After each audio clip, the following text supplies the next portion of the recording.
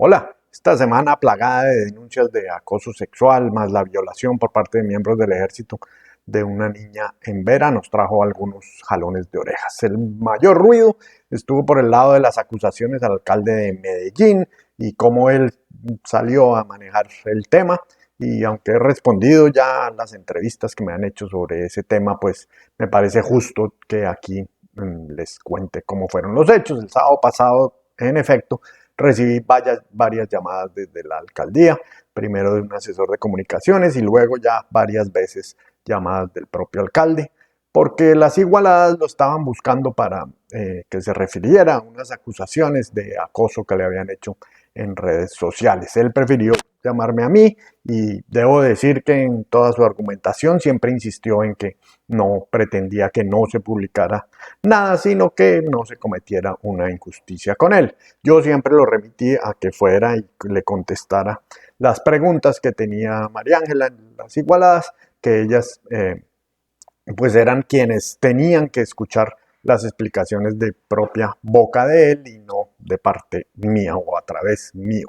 Y aquí pues meto la cucharada para decir que al menos en mi caso pues me parece perfecto que me llamen y que me den todos los contextos necesarios y tal.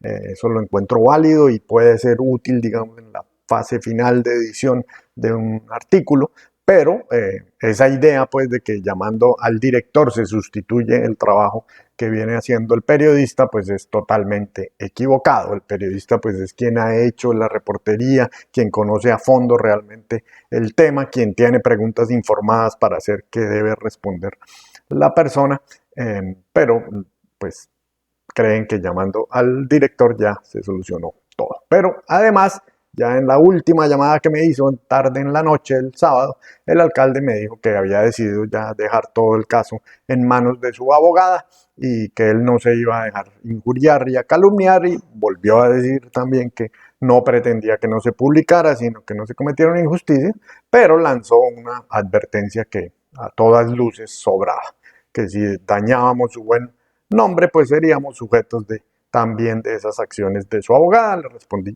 que claro, que ese era su derecho, ni más faltaba.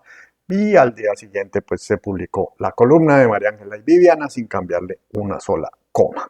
La publicación de esa columna ya abrió otro debate alrededor de la presunción de inocencia y el papel del periodismo en todas estas denuncias de acoso sexual, porque la columna de las igualadas así solamente presentara los hechos y criticara más bien el silencio que guardaba el alcalde, pues fue la primera revelación pública y masiva de esas denuncias. De manera que nos señalaron de todo ese domingo de prejuzgar y de darles juego a voces anónimas. Lo mismo con las 8, no una ni dos, denuncias que hubo a mitad de semana contra Ciro Guerra. El debate no es menor y de hecho internamente también tenemos ese debate y es fuerte porque hay algunos miembros del equipo que defienden que no deberíamos publicar esas denuncias a las que les falta suficiente contraste, al punto de plantear incluso una especie de objeción de conciencia para reportar un caso como el de Ciro Guerra esta semana.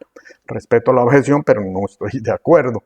Como lo dijimos en un editorial este viernes, y estas denuncias pues no se solucionan, y autocito aquí un párrafo, simplemente apelando a la presunción de inocencia y esperando que la justicia actúe. Si bien no es juez, el periodismo es un espacio idóneo para que las víctimas de la violencia sexual cuenten sus historias en vista de la comprobada incapacidad del sistema judicial para romper la abrumadora impunidad en estos casos. Eso creo, el periodismo no juzga, pero sí puede conocer y divulgar denuncias que sean creíbles, después, claro, de haber hecho una revisión de hechos y de informaciones, en lo posible haber hablado con los denunciantes, con las denunciantes en este caso.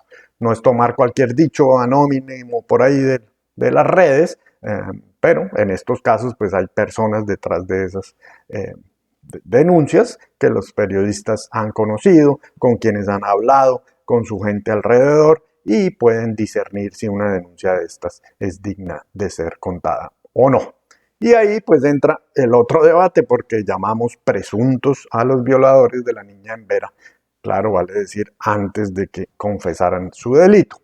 Aunque parezca una contradicción, pues en realidad hay una gran diferencia. Antes de la confesión, pues había unos hechos y unas denuncias, sí, pero de ahí a decir que eran violadores sin una sentencia de por medio, pues eso sería una calumnia.